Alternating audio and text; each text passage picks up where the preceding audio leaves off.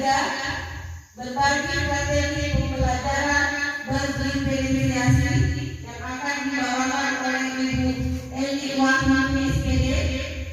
Materi yang keempat, contoh-contoh praktek terbaik pembelajaran berdifferensiasi dan berbagi hasil pembelajaran yang banyak ditemui dalam praktek pembelajaran sehari-hari di kelas dan di sekolah yang akan dibawakan oleh saya sendiri. Dan materi yang kelima, menyusun RPP berdifferensiasi yang akan dibawakan oleh Ibu Susanti SPD. Dan materi keenam, praktek penyusunan RPP berdifferensiasi didampingi oleh seluruh calon guru penggerak. Dan acara keenam, penutup. Untuk mempersingkat waktu, marilah kita membuka acara kita pada hari ini dengan membaca basmalah. Bismillahirrahmanirrahim. Atau guru yang tidak mendukung kegiatan CGD, laporan ke dinas. Seperti itu. Kalau saya seperti itu. Kemudian ya, CGD tidak dibebani jadi pengulang-ulangan karena perusahaan. Jadi begini loh ya. Saya tidak mengganggu karena tidak bicara. Karena begini, kenapa cara saya? Selama itu tidak berbenturan dengan tugasnya, ya lanjut. Tapi kalau berbenturan tugas selaku pembantu bendahara, nanti digantikan sementara seperti itu. Jadi itu berbeda kenapa hari ini diadakan KKG, yaitu untuk membantu bapak, ya membantu ibu-ibu CGD, yaitu ada kegiatan namanya aksi nyata, berbagi ilmu pengalaman kepada teman sejawat. Ya, memang bisa aja kemarin misalkan bapak ibu CGD di 005 itu untuk di 005 bisa karena banyak atau belum. Tapi ini kalau diharapkan melalui kegiatan KKG, makanya Bu Santi mengusulkan minta adakan KKG, ya. Maka karena jadwalnya itu di 033, maka dilaksanakan di SD 033. Kemudian bagi bapak ibu jangan merasa terbebani oleh kegiatan teman-teman kita, ya. Bapak ibu yang saya hormati, saya mohon kepada ibu sekalian nanti untuk mengikuti kegiatan ini sebaik-baiknya. Cuma harapan saya, kalau saya sih intinya bapak ibu punya bukti nyata bahwa bapak ibu sudah melakukan pengimbasan kepada teman sejawat. Dan nanti saya mohon supaya kegiatan bapak ibu itu dipercayai, diyakini, jangan hanya sekedar foto, buat dokumen videonya bahwa bapak ibu itu betul-betul melaksanakan kegiatan ini. Jadi saya himbau pada bapak ibu semua, rajin-rajin cari informasi terkait pengembangan guru bapak ibu, ya.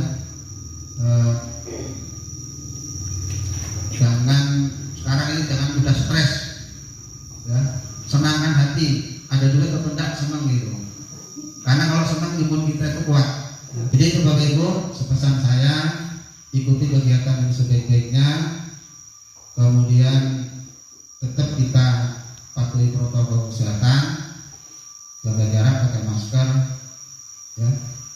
Itu. Kemudian dengan perlu dibuka dari Bu Santi.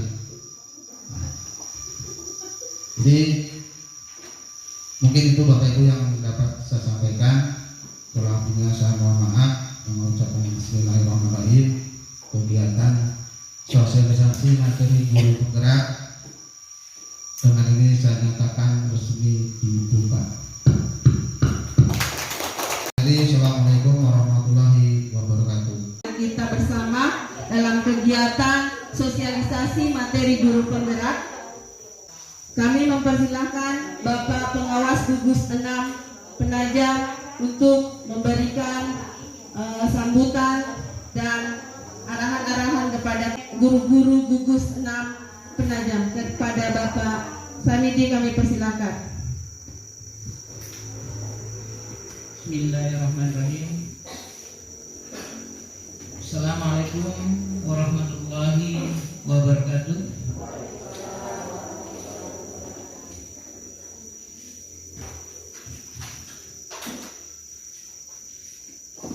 Alhamdulillahirabbil alamin wassalatu wassalamu ala asyrofil anbiya'i wal mursalin wa ala alihi wa sahbihi ajma'in amma ba'd. Rabbi ishrah li sadri wa yassir li amri wa hlul 'uqdatam min lisani yafqahu.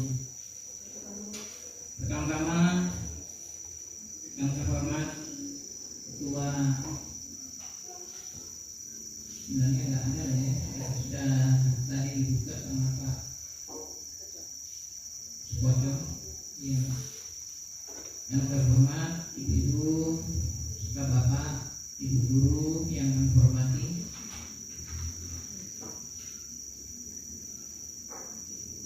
Kami mengharapkan kepada ibu-ibu, ya, pertama-tama jaga protokol kesehatan, Bu, ya.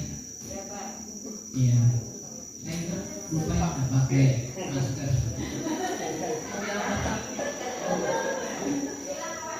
Enggak, siapa maskernya.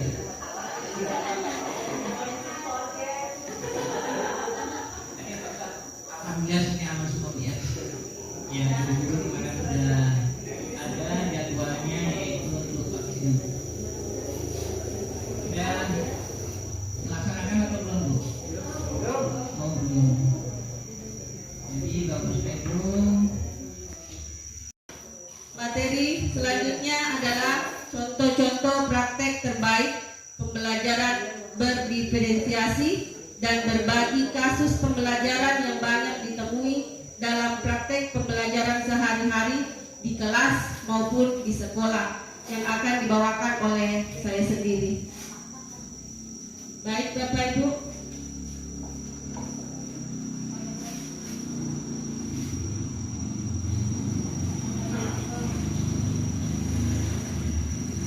contoh diferensiasi konten. Yang pertama, menggunakan teks bacaan yang beragam dengan level keterbacaan yang bervariasi. Artinya di sini, setelah kita mengetahui bakat dan minat anak-anak, ada anak-anak yang suka membaca tentang binatang, ada anak-anak yang suka membaca tentang tanaman atau hewan.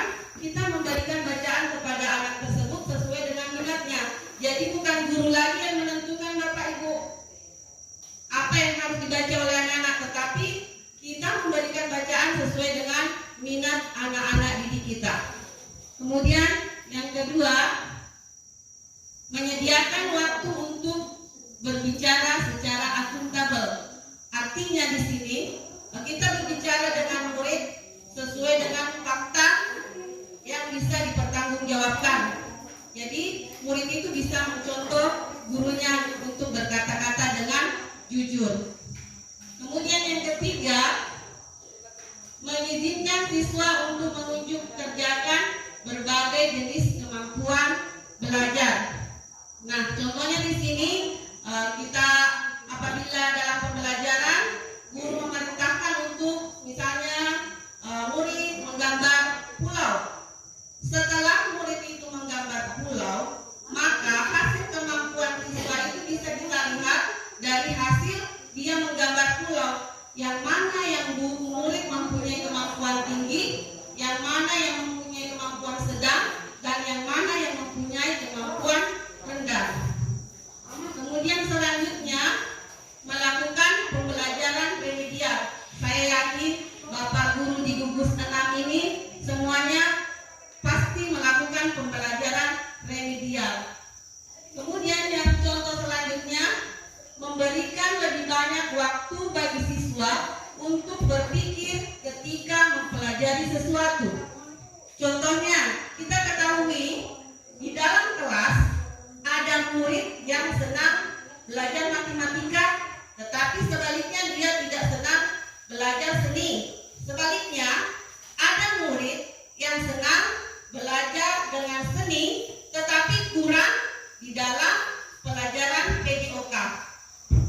Nah, dari sinilah kita harus memberikan kesempatan kepada murid itu apabila dia belajar mata pelajaran yang merasa dia kesulitan, kita harus memberikan waktu kepada murid itu untuk berpikir dan menyelesaikan kesulitan belajar yang dialaminya. Dan tugas kita sebagai guru membimbing dan mengarahkan murid untuk menyelesaikan kesulitan belajar yang dialami oleh murid. Selanjutnya, menggunakan peta konsep selama pembelajaran. Peta konsep ini berguna bagi guru untuk menyampaikan materi. Jadi, materi yang kita sampaikan itu jelas dan kita tahu arahnya kemana. Kemudian, contoh berikutnya, mengizinkan siswa menggunakan bahasa pertamanya untuk meningkatkan kemampuan berpikirnya. Contoh yang saya alami di kelas saya sendiri, di kelas 1 itu biasanya murid itu menggunakan bahasa sederhana, biasa juga dengan menggunakan bahasa ibu. Nah, contoh yang saya terapkan di murid saya kelas 1 itu sering menggunakan kata-kata aku. Jadi, saya rubah pola pikir anak tersebut dengan memberikan pemahaman, dengan memberikan penjelasan bahwa kata-kata aku itu sebenarnya tidak sopan, seharusnya diganti dengan apa Bapak Ibu? Nah, itu yang saya terapkan di kelas 1. Kemudian membimbing siswa agar mereka mampu mendalami suatu topik. Ini sama halnya dengan kesulitan belajar Bapak Ibu yang misalnya di kelas 4 masih belum lancar membaca. Bagaimana dia memahami suatu topik sedangkan dia belum bisa lancar membaca? Jadi tugas kita lagi di sini mendampingi dan mengarahkan murid tersebut dalam mengalami kesulitan belajarnya. Kemudian contoh selanjutnya, memulai dan mendesain pembelajaran berdasarkan apa yang ingin siswa ketahui. Nah, maksudnya di sini setelah kita memetakan tadi ada siswa yang senangnya belajar matematika, ada siswa yang senangnya belajar PJOK, ada siswa yang senangnya belajar seni. Kemudian selanjutnya menargetkan beragam gaya belajar. Gaya belajar tadi sudah disampaikan oleh Ibu Lia. Yang pertama tentang auditori, yaitu tentang pendengaran. Kemudian gaya belajar yang kedua tentang visual, yaitu tentang penglihatan. Dan gaya belajar kinestetik, yaitu tentang gerak. Sekarang kita lanjut ke contoh pengembangan diferensiasi proses. Yang pertama, contohnya mengembangkan tugas dan materi yang bersifat multilevel. Levelnya berbeda-beda tadi Bu, misalnya murid yang kemampuannya rendah dan murid yang berkemampuan sedang dan murid yang berkemampuan tinggi, level tugasnya atau soalnya dibedakan. Kemudian menciptakan dan menggunakan rubrik untuk menilai pembelajaran. Yang ketiga, memotong tugas ke dalam beberapa komponen tahapan belajar serta menggunakan pembelajaran ini agar siswa dapat berbagi ide untuk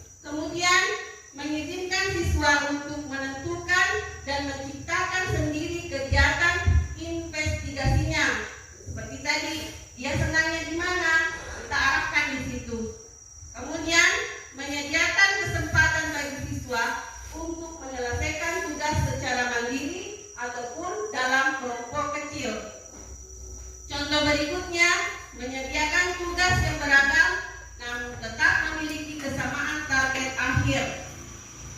Kemudian selanjutnya menggunakan kecerdasan majemuk yang dimiliki siswa dan diferensiasi strategi dan alat-alat pembelajaran.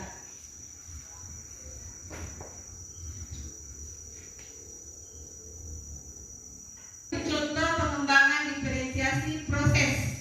Yang pertama, mengembangkan tugas dalam beberapa tingkat kesukaran tetapi tetap memiliki satu tujuan yang sama. Seperti tadi contohnya, bentuk soalnya yang berbeda tetapi tujuannya tetap sama. Kemudian mengelompokkan siswa dengan berbagai cara. Nah, misalnya sesuai dengan nomor urut berurutan, kemudian atau ada itu diselang-seling perempuan dan laki-laki seperti itu. Kemudian menggunakan strategi pembelajaran yang bervariasi seperti dalam bentuk video dan media pembelajaran yang menarik yang lainnya. Kemudian menciptakan siswa ahli di dalam kelas. Bagaimana caranya kita menciptakan siswa yang ahli di dalam kelas? Yang saya terapkan itu biasanya anak-anak itu ketua kelas saja yang mau berdoa, yang lain karena merasa dia bukan ketua kelas, dia tidak mau memimpin doa. Jadi yang saya terapkan, bagaimana anak-anak itu mempunyai jiwa kepemimpinan. Jadi setiap hari anak-anak itu saya suruh bergantian untuk memimpin doa supaya anak-anak itu terbentuk jiwa kepemimpinan di dalam dirinya. Kemudian selanjutnya menggunakan banyak tugas untuk beberapa siswa dan membiarkan proses belajar tetap terbuka untuk beberapa siswa yang lain. Kemudian mengizinkan siswa untuk menciptakan tugasnya sendiri dan menggunakan berbagai cara yang dapat digunakan siswa untuk mendemonstrasikan aktivitas belajarnya. Dan yang terakhir, menciptakan tugas yang kaya dan sifatnya berlapis. Nah, sekarang Bapak Ibu supaya ada bayangan sedikit yang mana sih yang konten, yang mana yang proses. Saya berikan contoh tujuan pembelajaran, misalnya siswa mampu menulis surat dengan benar sesuai dengan struktur dan kaidah. Langkah pertama yang harus kita lakukan adalah apa Ibu? Memetakan kebutuhan anak. Berapa anak yang suka belajar menggunakan video atau YouTube? Kemudian berapa anak yang suka dengan membaca teks? Setelah kita petakan, ternyata minat anak itu bermacam-macam. Misalnya ada anak murid yang suka dengan video, kemudian ada 7 yang suka dengan membaca, dan setelah itu kita membuat bahan ajar 2 macam, yaitu dengan apa? Dengan membuat bentuk YouTube dan teks. Berarti saya telah menerapkan diferensiasi apa Bapak Ibu? Konten, ya, yaitu cara belajar anak itu seperti apa, konten yang akan diterapkan itu seperti apa. Kemudian diferensiasi proses. Contohnya mengingat anak-anak ada yang suka menonton YouTube, ada yang suka menulis. Maka pada FPP ketika proses pembelajaran, langkah pertama kegiatan inti, maka bagi anak-anak yang lebih tertarik pada video YouTube, maka kita pisahkan anak-anak yang menyimak YouTube yang tautannya telah kita bagikan, sementara anak-anak yang lain dipisahkan membaca teks. Berarti saya telah melakukan diferensiasi proses.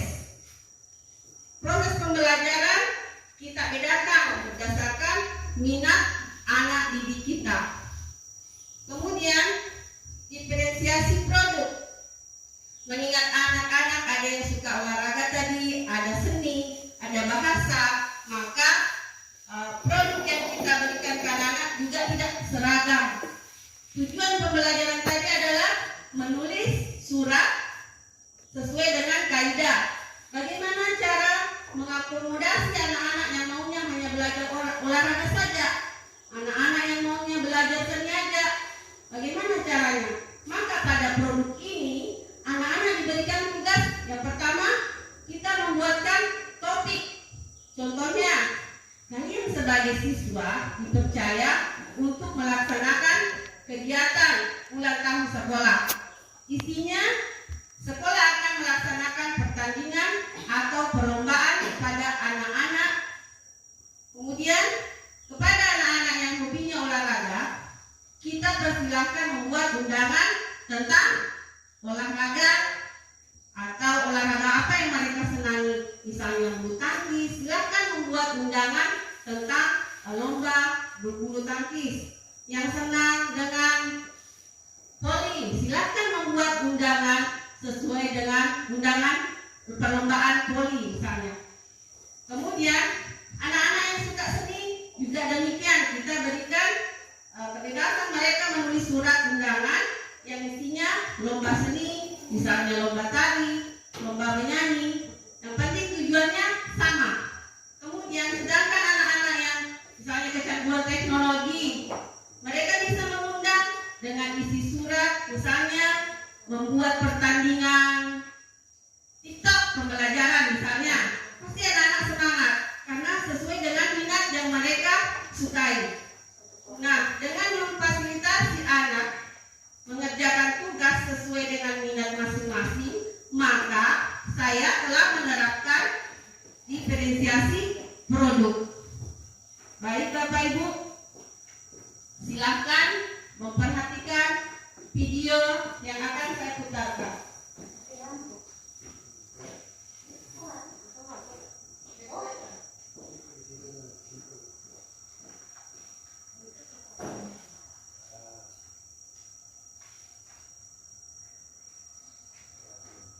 Diamati baik-baik, ini contoh pembelajaran berdiferensiasi. Diamati dan disimak, Pak.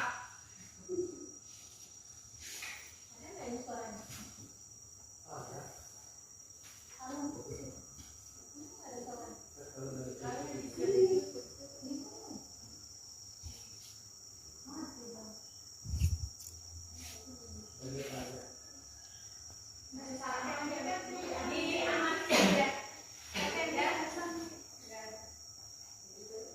Ini dia membuat karya produknya. Produknya coba diperhatikan, ada yang menggunakan daun. Lemnya berbeda, cara lemnya juga berbeda. Kemudian gambarnya juga berbeda, sesuai dengan minat anak. Dia ingin menggunakan bahan yang digunakan apa? Bisa dari biji-bijian, bisa dari kertas, ya. Kolase, membuat kolasenya berbeda. Ada yang menggunakan kertas, ada yang menggunakan daun.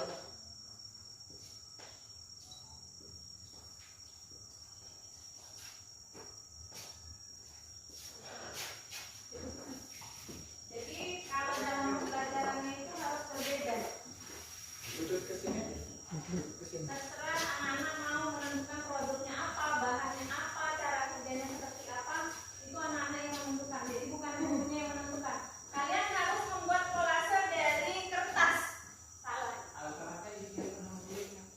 Anak-anak sendiri Pak yang menyiapkan sesuai dengan minatnya dia. Jadi dia membawa sendiri. Dia membawa sendiri. Dia mau, misalnya saya Bu nggak mau gambar yang sudah di print Ibu Guru. Saya mau gambar sendiri.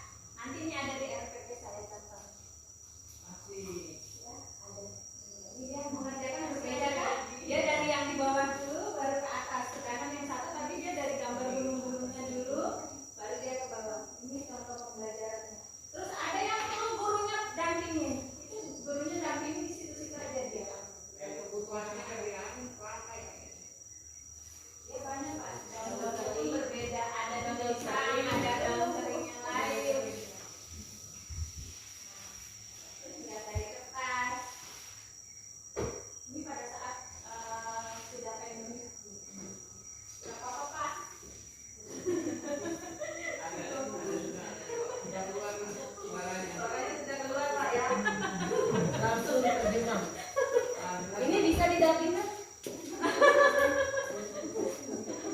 Nggak bisa, gerak pinggirnya beda.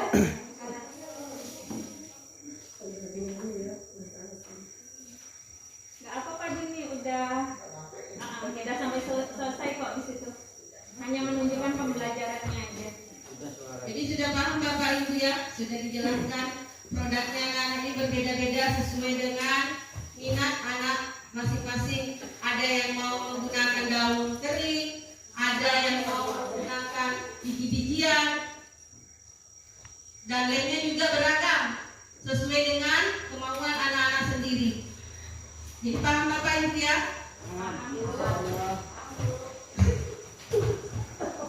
Oke, terima kasih. Cukup sekian materi yang saya berikan pada hari ini, dan saya di sini juga masih dalam proses belajar Bapak Ibu. Kemudian materi berikutnya kita sudah tiba di kegiatan akhir, yakni penutup. Kami persilahkan kepada Bapak Pengawas Gugus 6 Penajam untuk menutup acara sosialisasi materi guru penggerak di gugus 6 Penajam ini. Kepada Bapak Sarmidi SPD kami persilahkan.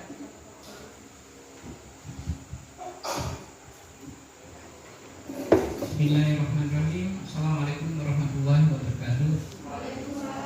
Yang kedua kami tadi sekarang yang membuka Pak Suboco, sekarang yang untuk alhamdulillah saya bisa memilih yaitu untuk kegiatan sosialisasi materi guru penggerak. Jadi Bapak Ibu kami mengharapkan yogyanya apa yang telah disampaikan oleh narasumber atau guru penggerak. Mudah-mudahan nanti sampai di rumah yang sudah diberikan PR tadi, PR ya? PR RPP masing-masing di tiap kelompok atau setiap sekolah masing-masing itu diberikan yaitu tugas untuk membuat yaitu RPP, dan contohnya sudah diberikan. Alhamdulillah itu RPP ini secepatnya yaitu dibuat dan nanti akan dikumpulkan 1 minggu ya, itu jangka waktunya. Per bulan kan minggu. Iya, kalau 1 bulan itu nanti lupa ya. Iya, 1 minggu lah gitu ya. Jadi bulan 3 ya, itu tepatnya yaitu bisa secepatnya yaitu dibuat. Nanti kalau sudah sampai rumah sudah itu mudah-mudahan yaitu hasil untuk hari ini yaitu bisa sebagai bisa terlaksana dengan sukses baik ya. Dengan berakhirnya, tapi seterusnya lihat yang berakhir ini, tapi dengan dari awal, tapi nanti kita akan 8 sampai lokakarya ke-9, jadi teman-teman semua nanti akan dilibat. jadi ada sampai 8 dan sampai 9 yaitu karya. Nah, mudah-mudahan kepada guru yang ada di sini bisa mengikuti seterusnya ya. Ini merupakan salah satu menambah yaitu ilmu. Ibu yang dulunya nggak tahu bisa yaitu tahu. Dan saya tutup dengan mengucapkan Bismillahirrahmanirrahim. Sosialisasi materi guru penggerak kami tutup. Terima kasih. Assalamualaikum warahmatullahi wabarakatuh.